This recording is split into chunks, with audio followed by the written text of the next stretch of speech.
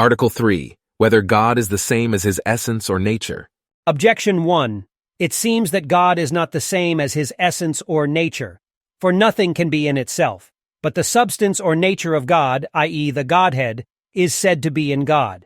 Therefore it seems that God is not the same as his essence or nature. Objection 2.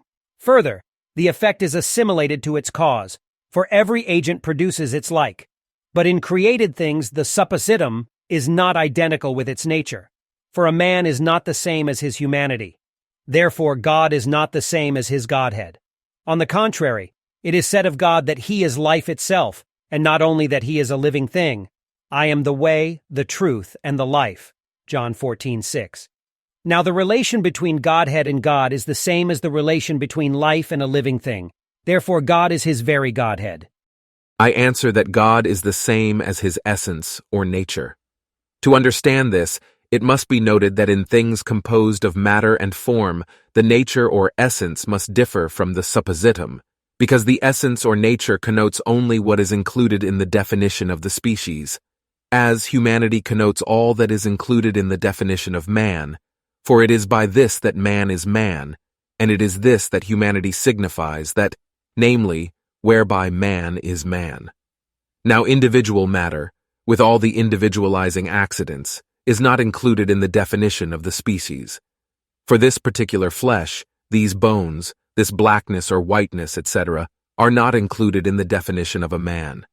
Therefore this flesh, these bones, and the accidental qualities distinguishing this particular matter are not included in humanity, and yet they are included in the thing which is man. Hence the thing which is a man has something more in it than has humanity. Consequently, humanity and a man are not wholly identical, but humanity is taken to mean the formal part of a man, because the principles whereby a thing is defined are regarded as the formal constituent in regard to the individualizing matter.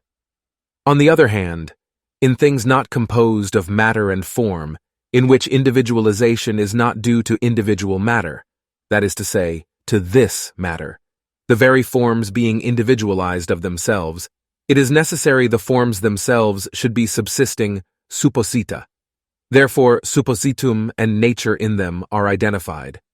Since God then is not composed of matter and form, he must be his own Godhead, his own life, and whatever else is thus predicated of him.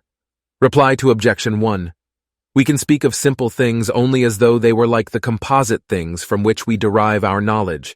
Therefore, in speaking of God, we use concrete nouns to signify his subsistence because with us only those things subsist which are composite, and we use abstract nouns to signify his simplicity. In saying, therefore, that Godhead or life or the like are in God, we indicate the composite way in which our intellect understands, but not that there is any composition in God. Reply to Objection 2. The effects of God do not imitate him perfectly, but only as far as they are able. And the imitation is here defective, precisely because what is simple and one can only be represented by diverse things. Consequently, composition is accidental to them, and therefore, in them, suppositum is not the same as nature.